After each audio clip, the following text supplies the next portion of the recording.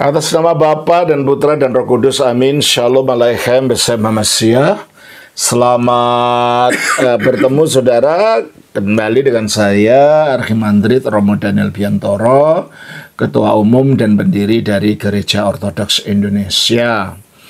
Kita akan melanjutkan acara kita yang sebenarnya ini adalah acara hari Rabu sore. Maaf, 2 kali hari Rabu saya tidak bisa menayangkan pelajaran dari Injil Yohanes karena Rabu yang pertama saya pergi ke Jawa waktu itu, dan Rabu yang kedua itu kemarin saya pergi ke Garut dan Tasikmalaya. Berangkatnya pagi sih dari sini ke Garut, dan saya kira Garut ke Tasikmalaya itu tidak terlalu jauh, ternyata jauh. Jadi saya harus pulang subuh. Ya, dari pelayanan di sana subuh pagi, jadi capek. Itu hari Selasa ya, jadi ketika hari Rabu mau ngerekaman badannya nggak capek, nggak kuat. Apalagi waktu itu ada kunjungan dari seorang mahasiswa UIN, Universitas Islam Negeri, yang berbincang-bincang dengan saya di sini, jadi tidak bisa mengadakan rekaman. Nah, itulah sekarang akan saya rekamkan, dan kita lanjutkan pelajaran kita dari Yohanes pasal 10. Kita sudah, ini adalah Injil Yohanes chapter 56. Dan pelajarannya kita ambil dari Yohanes 10 mulai ayat 22. Kita tidak tahu sampai ayat berapa nanti. Ya, kalau waktunya cukup ya kita lanjutkan, kita habiskan, karena ini ada ayat 42 ayat. Ada 42 ayat dari pasal 10, tapi kita lihat aja sampai berapa lama kita bisa untuk melanjutkan ini. Baik. Kita baca saja dulu ayat yang ke-22 sampai ayat yang ke-29. Tidak lama kemudian tibalah hari raya pentabisan bait Allah di Yerusalem, ketika itu musim dingin. Dan Yesus berjalan-jalan di bait Allah di Serambi Salomo.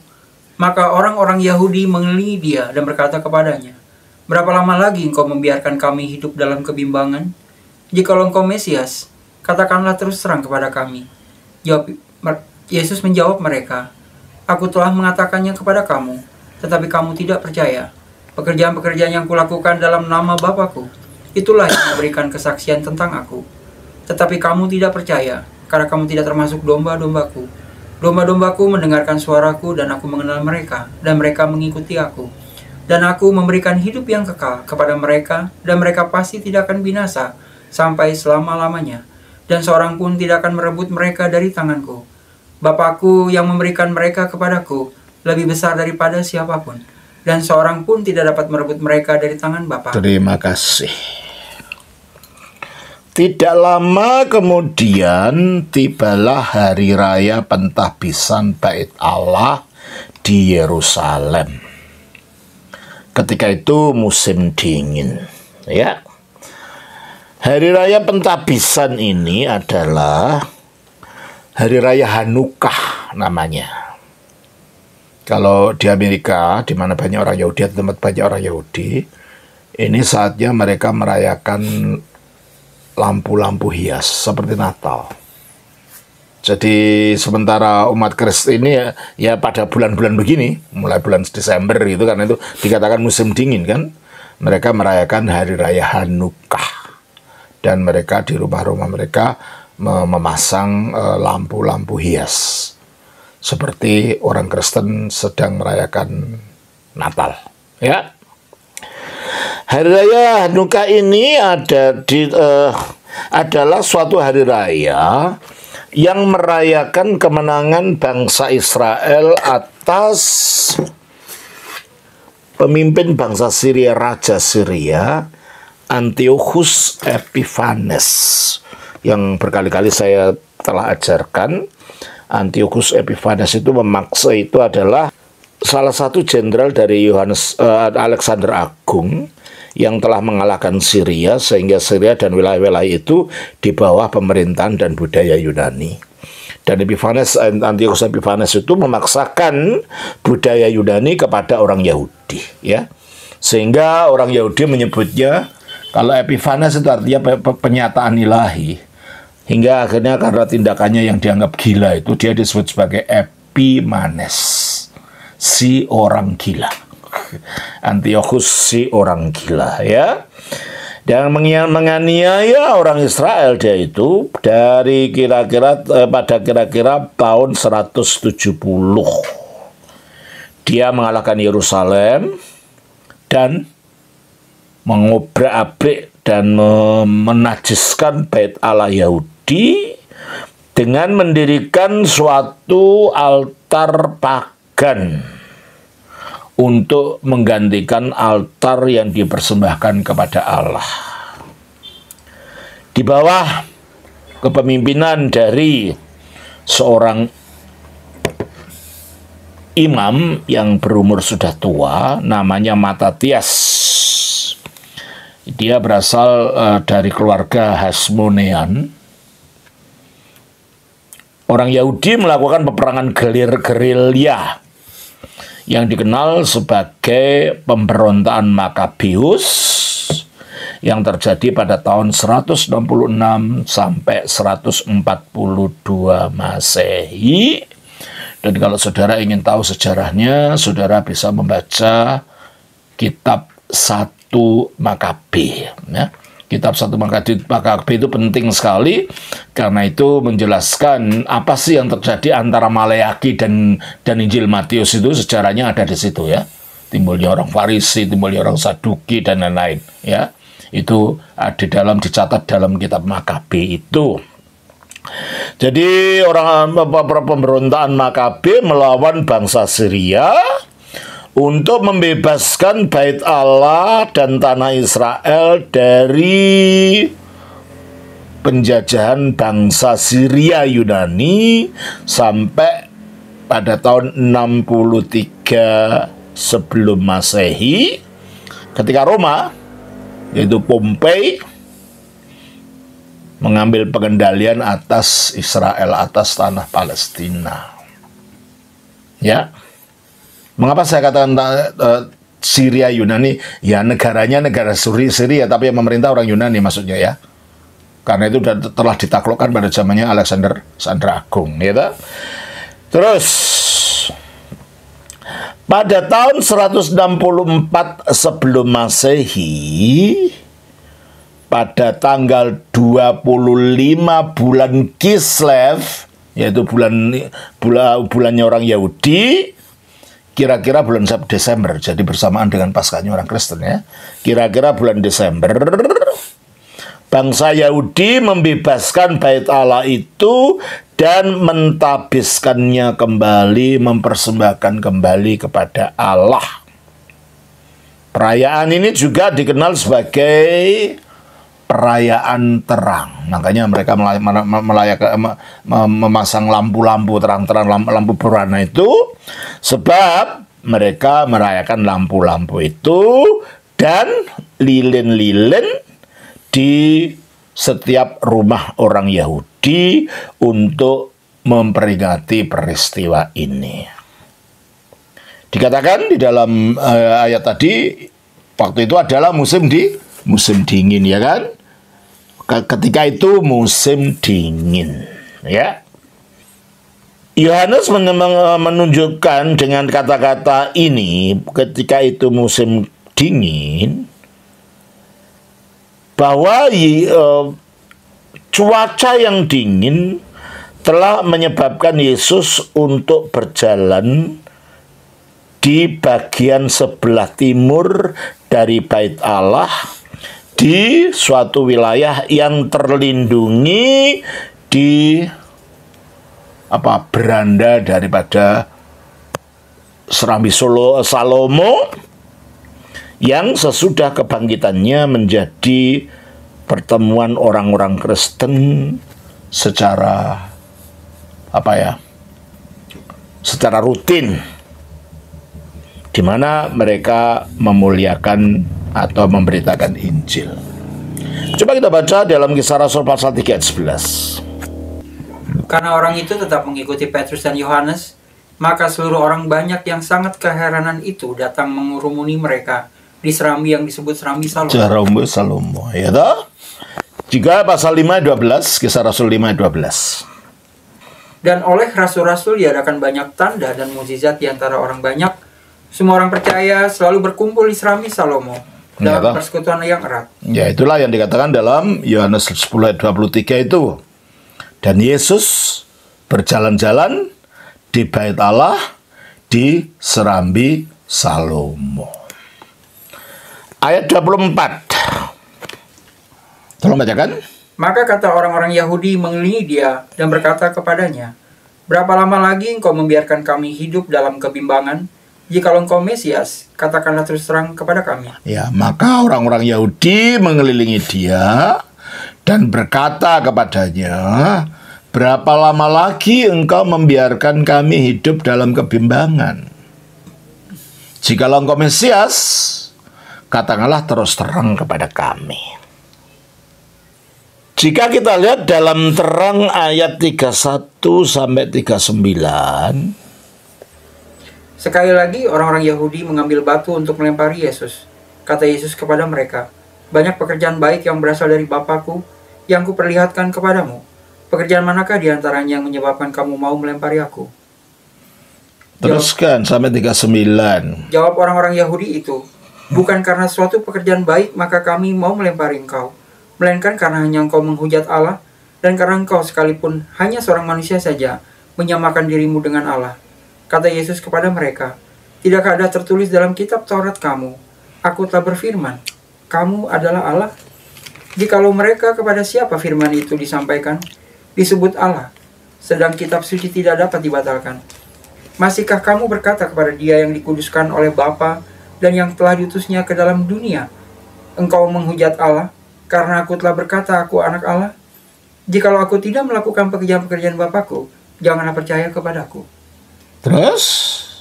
Tetapi, jikalau aku melakukannya dan kamu tidak mau percaya kepadaku, percayalah akan pekerjaan-pekerjaan itu, supaya kamu boleh mengetahui dan mengerti bahwa Bapa di dalam aku dan aku di dalam Bapa. Sekali lagi mereka mencoba menangkap dia, tetapi ia luput dari Jadi sebenarnya Yesus sudah memberitahukan tentang dirinya sebagai Mesias melalui perbuatan-perbuatannya. Sebab perbuatan mujizat yang dilakukan itulah tanda daripada Mesias itu sendiri, ya toh? Jadi di dalam Terang ayat 31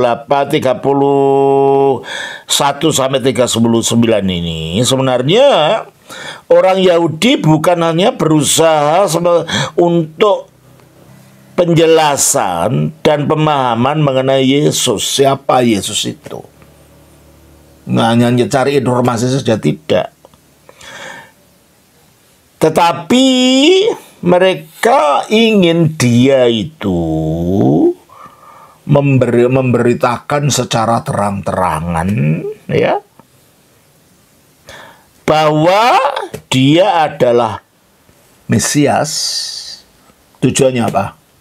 Mereka bisa menangkap dia dan membunuh dia. Tujuannya itu. Jadi ketika mereka mengatakan di dalam ayat yang ke-24 itu, "Berapa lama lagi engkau membiarkan kami hidup dalam kebimbangan? Jika engkau Mesias, katakanlah terus terang kepada kami." Yesus sudah mengatakan itu. Karena kata-kata "saya Mesias" itu menjadi sarana bagi mereka untuk menyerang dia. Karena itu belum waktunya dia mati. Kalau sudah waktunya, ya dia rela untuk mati. Ya, karena dia selalu mengatakan waktunya belum tiba. Itu dalam Injil Yohanes dikatakan waktunya belum tiba. Ya. Ayat 25. Jawab Yesus. Yesus menjawab mereka, "Aku telah mengatakannya kepada kamu, tapi kamu tidak percaya. Pekerjaan-pekerjaan yang kulakukan dalam nama Bapakku, itulah yang memberikan kesaksian." Nah itu, jadi pekerjaan membuat mujizat, menyembuhkan orang sakit, membangkitkan orang mati, mengubah air menjadi anggur, semua mujizat-mujizat itu yang memberikan kesaksian tentang Yesus sebagai Mesias. Jadi kalau mereka hanya ingin tahu dari sebagai informasi saja, Yesus mengatakan, aku telah mengatakan yang pada kamu, bukan dalam wujud aku Mesias, itu enggak. Dari semua ajaran-ajarannya dan perbuatannya. Tetapi kamu tidak percaya, karena memang tujuannya bukan untuk percaya kok. Tujuannya supaya dia mengucapkan sesuatu yang dapat mereka gunakan sebagai sarana untuk menyerang dan akhirnya membunuh dia. Ya. Tetapi kamu tidak percaya. Banyaklah sekarang banyak polemik khusus sebenarnya dijelaskan berulang-ulang. Ya tetap tidak percaya dan akan mengulang pertanyaan yang sama. Karena apa? Karena sebenarnya mereka memang tidak ingin percaya. Sebenarnya mereka mencari lubang bagaimana menyerang iman Kristen. Cuma itu saja sebenarnya. Jadi sikap manusia itu sama aja dari zaman dulu sama zaman sekarang ya. Terus pekerjaan-pekerjaan yang kulakukan dalam nama Bapakku, itulah yang memberi kesaksian tentang aku, tentang dia sebagai apa? Sebagai Mesias. Ya. Ayat 28, ayat 26. Tetapi aku tidak percaya. Tetapi kamu tidak percaya. Karena kamu tidak termasuk domba-domba. Nah, kamu tidak percaya karena kamu tidak termasuk domba-dombaku, tidak termasuk milikku, tidak termasuk pengikutku, tidak termasuk yang percaya kepadaku. Oleh karena itu, biarpun telingamu mendengar, matamu melihat, hatimu tidak akan percaya. Seperti dikatakan di dalam Matius pasal 13. Kita baca ayatnya yang ke-11. Jawab Yesus, kepadamu diberi karunia untuk mengetahui rahasia kerajaan sorga, tetapi kepada mereka tidak. Ya. Kepadamu diberi karunia untuk percaya, untuk mengetahui rahasia kerajaan surga. Mengetahui secara batin ya, bukan intelek. Batinnya mendapat pencerahan untuk mengetahui itu. Makanya dikatakan ayat 13. Itulah sebabnya aku berkata-kata dalam perumpamaan. Itulah sebabnya aku berkata-kata dengan perumpamaan kepada mereka. Kepada orang-orang luar ini. Tujuannya? Karena sekalipun mereka melihat ada mujizat, mendengar ajarannya, mereka tidak melihat. Secara fisik melihat, batinnya tidak. Batinnya dibutakan. Terus? Dan sekalipun mendengar. Mereka mendengar? Mereka tidak mendengar dan tidak mengerti. Tidak mendengar, tidak mengerti. Kenapa? Mereka telah dibutakan oleh ilah zaman ini karena ketidakpercayaan itu. 2 Korintus 4 ayat yang ke-14. 4 ayat 4. Yaitu orang-orang yang tidak percaya, yang pikirannya telah dibutakan oleh ilah zaman ini, sehingga mereka tidak melihat cahaya Injil tentang kemuliaan Kristus yang adalah gambaran Allah. Orang-orang yang tidak percaya, yang bukan termasuk domba-domba itu, diberitahu sampai berbusa mulutnya yang memberitahu juga tetap tidak akan percaya. Karena ini masalah batin, ini masalah hati yang rela untuk diterangi, ya. Bukan hanya sekedar masalah pengetahuan di otak. Ya, seperti yang kita alami dalam banyak orang dari video-video saya, padahal jelas saya menjelaskan, mengatakan ya, dan mengatakan sesuatu yang akhirnya bertentangan dengan apa yang saya katakan gitu. Mereka berputar-putar dalam ide mereka sendiri. Tidak mau mendengarkan, memang sengaja tidak mau mendengarkan. Ya. Ayat yang ke 27. Domba-dombaku mendengar suaraku dan aku mengenal mereka dan mereka mengikuti. Nah, kalau itu dombanya Kristus yang rela untuk dituntun oleh Kristus dan mau berjalan di belakangnya Kristus, yang mau mengikuti ajarannya, ya mengenal siapa Kristus itu. Oleh karena itu orang luar tidak bisa mengerti apa yang kita mengenai Kristus sebagai Yesus, sebagai Kristus, sebagai Mesias itu, karena hatinya tertutup, karena mereka tidak percaya. Karena memahami Kristus itu bukan hanya sekedar pengetahuan otak, pengetahuan akademis. Itu pengetahuan batin-batin yang dicerahi. 1 Korintus 12 ayat 3. Karena itu aku mau meyakinkan kamu bahwa tidak ada seorang pun yang berkata-kata oleh Roh Allah dapat berkata terkutuklah Yesus, dan tidak ada seorang pun yang dapat mengaku Yesus adalah Tuhan selain oleh Roh Kudus. Oh, tidak seorang pun dapat mengaku Yesus itu Tuhan. Yesus itu Mesias yang dimuliakan, itu artinya selain oleh Roh Kudus. Nah, orang bisa diterangi Roh Kudus kalau dia memang pengikutnya Kristus, menjadi miliknya Kristus. Maka dikatakan 26 itu, tetapi kamu tidak percaya karena kamu tidak termasuk domba-dombaku. Domba-dombaku mendengarkan suaraku. Dan akhirnya hatinya dicerahi. 2 Korintus 4 ayat 6. Sebab Allah yang telah berfirman, dari dalam gelap akan terbit terang. Itulah Kejadian 1 ayat 3. Dari gelap Allah berfirman, jadilah terang, maka terang itu jadi, itu maksudnya. Terus? Ia juga membuat terangnya bercahaya dalam hati. Nah, ini berbicara terang rohani kalau ini. Tadi ada terang jasmani. Membuat terang rohani itu bersinar di dalam kami, terus supaya kita beroleh terang dari pengetahuan tentang kemuliaan Allah. Nah, supaya kita beroleh terang dari pengetahuan batin ini. Bukan pengetahuan secara intelek. Pengetahuan tentang kemuliaan Allah, yang nampak pada wajah Kristus. Yang nampak pada wajah Kristus. Kalau enggak, ya enggak. Yang bukan dombanya Kristus tidak akan mengalami ini. Ya toh? Makanya 27 kembali, domba-dombaku mendengarkan suaraku. Setelah percaya dia mendengarkan, dia mengerti ajarannya, akhirnya, dan aku mengenal mereka, akhirnya dia dikenal oleh Kristus orang ini. Dan mereka mengikut aku. Apa? Dia taat kepada Kristus, menjalankan perintah-perintahnya. Kalau enggak, ya enggak. Adanya cuma membantah, cuma mau apa ya, ngeyel gitu istilahnya. Nggak mau betul-betul mempelajari, memahami apa yang dikatakan, ya tak? Terus ayat yang ke-28. Dan aku memberikan hidup yang kekal kepada mereka. Nah, tentunya kalau dia menyatu menjadi dombanya Kristus, mengiring dia, ikut di belakangnya, menyatu dengan dia, maka dia menyatu dengan kebangkitannya dari antara orang mati, menyatu dalam hidupnya Kristus, maka dikatakan, dan aku memberikan hidup yang kekal kepada mereka.